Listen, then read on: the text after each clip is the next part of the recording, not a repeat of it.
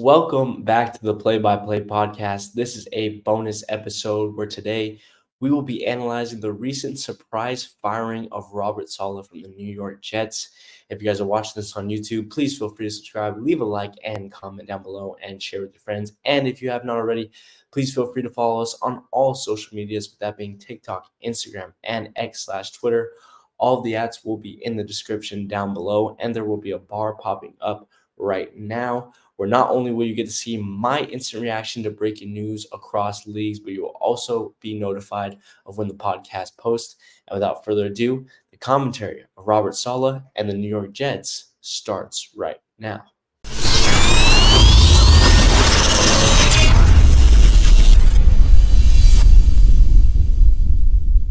So, wow, an announcement made earlier this morning by Jets ownership Woody Johnson and later reported firstly by ESPN. Robert Saleh is officially out as Jets head coach. They have fired him.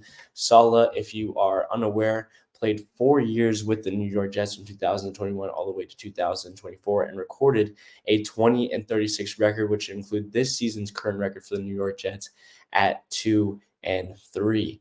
And there were so many interesting thoughts that went through my head this morning when first seeing this. But of course, the first question was why? Why the New York Jets at this moment? Why did they make this decision? Pretty much not even mid-season yet, early in the season, where you're still sitting at second in the AFC East. You're still in a very, very solid position to get a playoff spot in what is a weakened AFC right now. You're at 2-3. You do have a long week coming up. They don't play till Monday, but you do have a pretty consequential game coming up against the Buffalo Bills, in which if you drop that, not only will you fall down the standings, but you'll also drop a divisional game, and things will be looking a lot more bleak, especially with an interim head coach coming in right now. Things are not looking too great for them. But why? Why? And the original reaction, obviously, as an analyst and just looking at the team across the board, was obviously Aaron Rodgers. There were reports, Woody Johnson put out reports of there being tension within the organization. There were reports, obviously, following that there was tension between Aaron Rodgers and Robert Saleh. And of course, we have seen so many incidents of these two going at each other. One of the most notable was obviously Aaron Rodgers shoving Robert Saleh earlier in the year when he went to go give him a hug following a touchdown to what I believe was a Monday Night Football win for the Jets. But nonetheless, there have now been reports coming out within the last hour or so that Aaron Rodgers was completely unaware of this decision. That Aaron Rodgers has even reported that he was blindsided by this decision and that this decision was ultimately up to the front office. And that's what really started to confuse me about this entire situation because sure, Robert Saleh might not have the numbers game behind him right now. Sure, he has a losing record as a head coach. Sure, they haven't seen much success and the offense has been lagging behind. But if you look at what his specialty is supposed to be, he is a defensive young coach, and he is one of the best defensive coaches in the league right now. I mean, you take a look at the Jets right now, they are number 2 in total defense, the number 2 ranked defense in the league. They rank second in passing defense. When it comes to scoring defense, they are 5th. When it comes to red zone defense, they are 7th. When it comes to third down defense, they are number 6. When it comes to the amount of yards that they give up per game, they give up the third least amount of yards per game. These are incredible, very, very impressive stats from this Jets defense. And the interesting about it, and it's one thing that I have been discussing with some of my friends on the side, we discussed it yesterday, is defensively, you don't need a lot of great personnel to hold a great defense. A lot of it honestly comes down to the coaching and the positions that you put your team in. I mean, when you look at, I always refer back to my Denver Broncos. When you look at the Denver Broncos right now, there's not a whole lot of talent that is on the side of this defense. Your inside linebackers consist of Cody Barton and what was formerly Alex Singleton before he tore his ACL. On the outside, you have second-round pick Nick Bonito, second-round pick Jonah Ellis. You have free agent signing Jonathan Cooper, free agent signing Baron Browning. On the defensive line, you have Zach Allen, Jonathan Peoples-Jones, guys that aren't really big names such as Max Crosby, Chris Jones that sit in their division. At the cornerback spot, outside of the best cornerback in the league that you have in Patrick Surtain, you have Riley Moss, who is a rookie right now. You have Brandon Jones, who is a veteran and has been doing a really solid job, but is not a big name safety in this league. And yet the Broncos sit atop as one of the best defenses in the league right now. And this Jets team is no different. Robert Saleh did an incredible job coaching this defense. So what is it then? What comes to the core of this? If there was, I understand that there was tension, but if he's coaching a great defense, where do you have to move forward? And what puzzles me even more about this, and what I do not understand, is two things. Number one, the interim head coach for the Jets is going to be their defensive coordinator for the year. That is, excuse me, that is Jeff Ulbrich, who will be stepping in potentially for the next 12 games, because obviously, as of right now, there's absolutely no signs that they're going to hire a brand new head coach midseason, that they're going to be going through interviews and interviewing people to potentially step in midseason and improve this team. So, Jeff Ulbrich is your new interim head coach for the New York Jets. Your defensive coordinator, after you fire one of the best defensive coaches in the league right now. And people come to wonder why. And I think the basis is that Nathaniel Hackett is still around, which was my second point to come to. Robert Saleh should not have been the one fired today. This should not have been him being fired. Nathaniel Hackett is absolutely the problem here for the New York Jets. Nathaniel Hackett is 100% the reason that this offense is struggling. And one of the reasons why he was not promoted to head coach, where you could have given this team an offensive playing style, the reason why he was not there is because he absolutely failed as a head coach. He had terrible team management in Denver. They had one of the worst rushing defenses in Denver. He absolutely killed Russell Wilson's confidence during his time in Denver. And he did not even finish a full season as the Denver Broncos head coach. And he seemingly got a job simply based on the fact that Aaron Rodgers is the starting quarterback in New York, and he coached him for a very long time in Aaron Rodgers' tenure in Green Bay. And in my opinion, that's the only reason that he's staying in New York to begin with. That is why I put a lot of the blame on Aaron Rodgers. Sure, maybe Aaron Rodgers didn't know about the Robert Saleh firing. Maybe he wasn't pushing for it, but he is definitely somebody that is become an anchor, that has become a cling for Nathaniel Hackett staying on this New York Jets offense, because this offensive play calling has not been great. He has not been able to put Aaron Rodgers, who is hurt, by the way, who is still hurt. I don't care what the reports say. The man limps off after almost every single possession that the New York Jets play. The man is having a lot of difficulty moving. Nathaniel Hackett is not putting him in the right situations. Nathaniel Hackett is not adjusting pass protections well enough to keep Aaron Rodgers well enough protected. Nathaniel Hackett is not allowing Aaron Rodgers to get the ball out quick enough so that way he doesn't have to move and hurt his Achilles anymore running away from top defensive ends. Nathaniel Hackett is the issue here. It is the reason why he is not now the interim head coach, and he is the person that I personally believe should have been fired today. But possibly my biggest question of all is the timing of this. I believe that this firing could not have come at a worse time.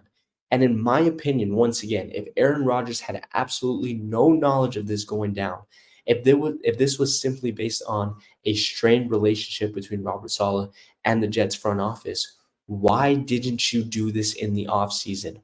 Or why didn't you do this next offseason? You are in a perfectly fine position right now.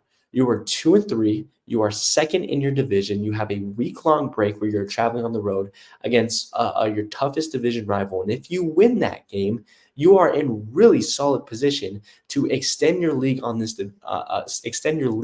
division and win it. Now, I understand that the Jets might look at this and say, look, New England is super vulnerable right now. We can beat them likely with an interim head coach. Miami is very, very vulnerable right now. We can likely beat them with an interim head coach as long as Tua is not playing. And I think that they look at Buffalo and they look at their midseason matchups and they see a lot of tough matchups for this Buffalo team. I mean, Buffalo has to face the Rams, they have to face the Niners, they still have to go up against the Chiefs. There is still a long road ahead for this Buffalo Bills team. So maybe they looked at that and maybe said that this is the perfect time. But there is no question that this is going to create separation throughout the franchise. And the fact of the matter is is sure there could be time to bring a new guy in, but the fact of the matter is that now they're going to have to adjust to a brand new system under a new head coach. So it's not likely that you bring in another guy 3 or 4 weeks down the line for you to adjust midseason again. That just doesn't make sense. And the interesting about that is your system is going to be very similar to a Robert Saleh type system because once again, the defense is going to be the same. Robert Saleh was the guy calling the shots. Sure, Jeff Ulbrich might tweak things a little bit to his liking and what he prefers to do. Saleh ultimately had the final call when it comes to defensive plays. But the offense isn't going to change unless you go out and you get an offensive style head coach or you fire Nathaniel Hackett, like they're not going to do, and go out and get a new offensive coordinator. The offensive game planning is not going to change.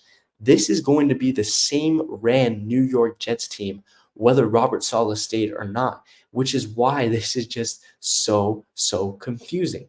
Now, if they make it to the when they make it to the end of the season, the question is who is a runner, who are front runners into potentially getting this job. First of all, who would potentially want this job? This is probably one of the toughest jobs in the league, with one of the dumbest and just stingiest front offices in the league. Obviously, you have the huge names such as Bill Belichick. You have Mike Vrabel, who is still. But once again, those two are defensive coaches. If you're looking for an offensive coaches, your best bet is likely going to be Ben Johnson from the Detroit Lions, who year by year has become a more enticing head coach candidate for NFL teams to look after. He did not take a job in this recent coaching cycle. I think simply because his best case scenario was likely going to be the Carolina Panthers job, and he didn't have to deal with that mess, and he didn't want to deal with that mess. So who knows? Is he going to want to deal with the mess in New York?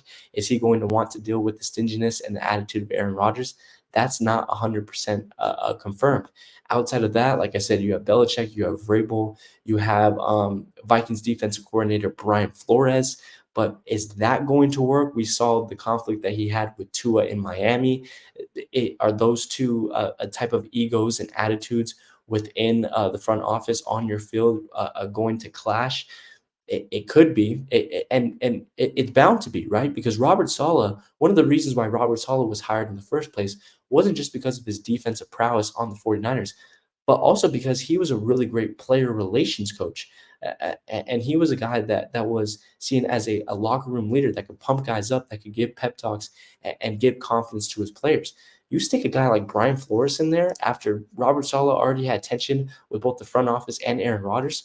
What do you think is going to happen? And I think the funniest thing about this is just going to see how quickly Robert Saleh gets a job, either as a defensive coordinator or has a head coach. The San Francisco 49ers defense has dropped off a lot since last season. I would not be surprised if they come back following this season in the next offseason and give him a job and return him to fix that defense because he can 100% do that. Robert Saleh is going to get a job very quickly. And I think that is what is going to make me laugh even more because the New York Jets are going to see what they missed out in this head coach. Sure, was he perfect? No. Sure, did he do a great job at developing certain players, aka Zach Wilson at quarterback? No. Sure, was there tense relationships between him and Aaron Rodgers? Yes. I do understand that he wasn't all perfect, that he's not the best coach in the NFL by far. But to me, you missed out on a guy that is super young, on a guy that is very hopeful, that is very high energy, is a guy that leads the locker room, is a guy that is very joyous and that changes his system down to his players. And you had a guy that ultimately cares about his players and is willing to make things work with them for the good of the franchise. And now you go ahead and you treat him this way. You escort him out with security guards, not even giving him a chance to speak to the team. Not only are you ruining the team's reputation, but you're ruining this front office reputation. And there is a really good chance that there are going to be some top head coach candidates that simply do not want to go to New York because they do not want to deal with the headache that the New York Jets front office presents. And they do not want to deal with the history of losing and mediocrity that the New York Jets have presented over the past couple of years. But with that, that's all for me today, guys. Let me know what you guys think about this recent firing. Do you think that this helps the New York Jets? Do you think that this hurts them? Do you think that the offense is going to just magically begin to improve? Do you think the defense is going to improve? Do you think that they're going to get much worse? What are your predictions on how they're going to look next Monday night in prime time against a huge division rival in the Buffalo Bills? And ultimately, will this firing end up paying off? Will they end up getting a top head coach? Will they be able to make the playoffs this year? So many questions that I want you guys to go ahead and answer in the comments. I want to thank you guys for all your support and taking the time and watching this video. And once again, if you're watching this on YouTube, please feel free to subscribe, leave a like, and comment down below, and share with your friends. And if you have not already, please feel free to follow us on all social medias, that being TikTok, Instagram, and X/Twitter. All of the ads will be down below. And once again, there will be a bar popping up right here. And without further ado, guys, this was the Play by Play podcast. Thank you guys once again for tuning in, and I will see you guys on the next one. Peace.